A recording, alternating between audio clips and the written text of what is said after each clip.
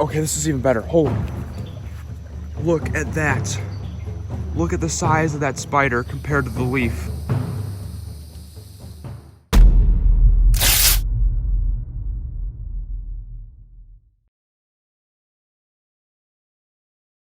My name is Spencer, and welcome to Can I Catch It? Today, we're out here by the creek looking for one of my favorite types of spiders, fishing spiders. Let's go.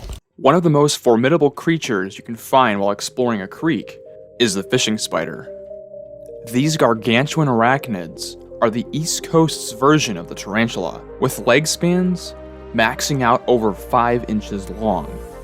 If you're exploring a stream and find all kinds of burrows along the bank, you can bet that you're in fishing spider territory. These formidable spiders get their name from their unique ability to hunt.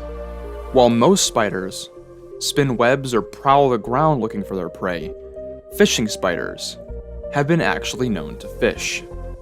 They'll sit and wait on the surface of a pond or stream, their long legs picking up vibrations in the water. Their sensory organs are so precise that they can determine the distance and direction that they need to go in order to find whatever it is that's creating the disturbance. Due to the size of these spiders, it's not just invertebrates that are on the menu.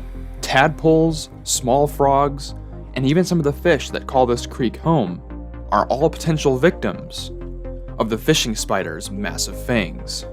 Today, we're looking for one of the biggest species of fishing spider that I can find in my area, the six-spotted fishing spider.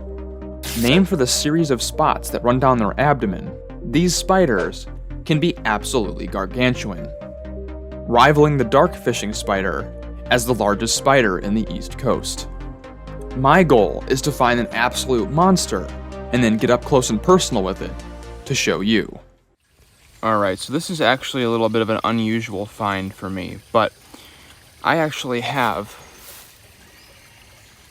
3 fishing spiders in frame right now. None of them are very big, but they're all spotteds. We got 1, 2, and 3 fishing spiders in frame.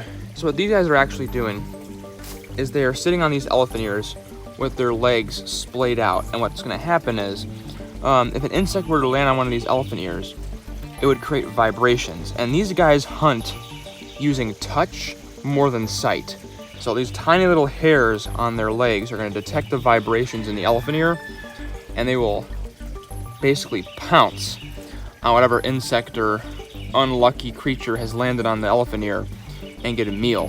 They use the same exact technique when they're in the water. They'll have their legs splayed out in front of them, and they'll be sensing vibrations in the surface of the water. So yeah, these guys, not super big, but still a pretty neat find. Just not quite what we're looking for today. So we're gonna keep looking. I'm gonna take this as a good sign for things to come. When I'm looking for interesting animals to film, I spend most of my time out by the creek. This is because the closer you are to water, the more diversity of life you're gonna find. Exploring along a stream, amphibians, reptiles, and insects are all possible encounters. And where an aquatic ecosystem meets the land, you will probably find some of the coolest creatures. The stream that runs through my backyard is particularly interesting. We get a wide variety of all kinds of different creatures, largely because this stream is spring-fed. That means the water's gonna be super clean, making it an attractive environment for a lot of different animals. We actually have a substantial population of mosquito fish that call this stream home. What makes them so incredibly interesting is the fact that their small size and large number populations means that they're an ideal prey source for a lot of the more formidable creatures we can find out by the creek. So on our search for the fishing spider, seeing big populations of mosquito fish like this is all the more promising. This is day 2 of searching. We're down here by the creek. Now the reason I brought you out here is right there on that leaf is one of our fishing spiders. The problem is I really don't have a good way of getting over there.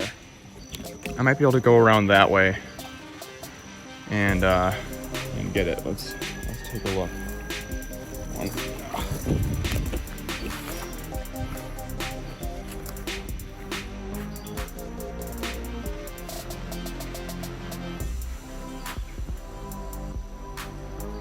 Okay, this is even better. Hold. Look at that. Look at the size of that spider compared to the leaf. That is, I don't know if this is a spotted or not. It looks like a dark fishing spider. That's a big one. Even if it's not the one we're looking for. That's a huge spider. So I think, and that one I can get. Like I can just go down this hill here. All right, let's see if I can get it. Try not falling break something. All right, so I'm gonna be employing the old tactic from season 1, where I take the jar and clamp it, because these guys, while they're not venomous, they have a really nasty bite, and they're also really quick. So it's a lot easier if I can just go and grab it than try and use my bare hands.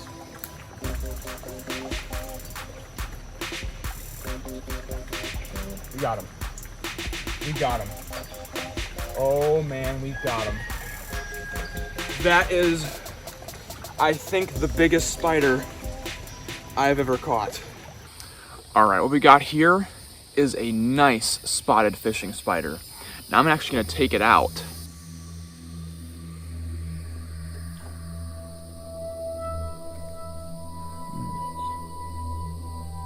Let's get her onto the stick.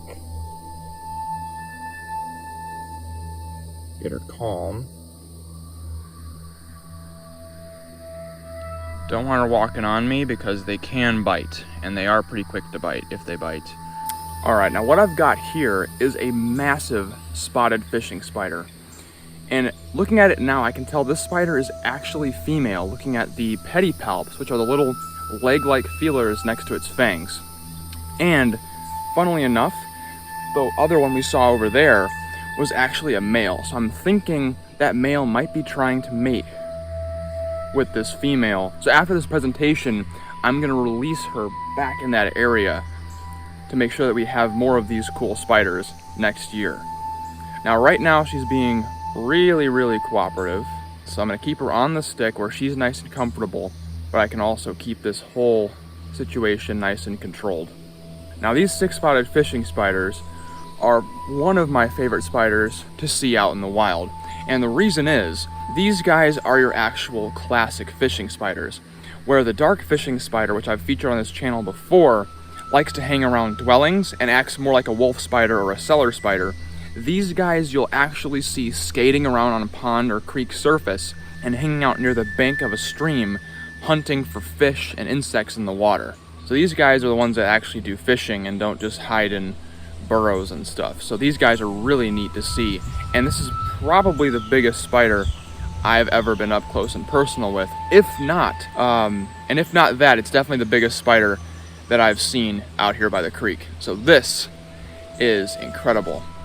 All right, time to let the spider go. I'm actually going to release her into the stream so I can show you how they skate on the water.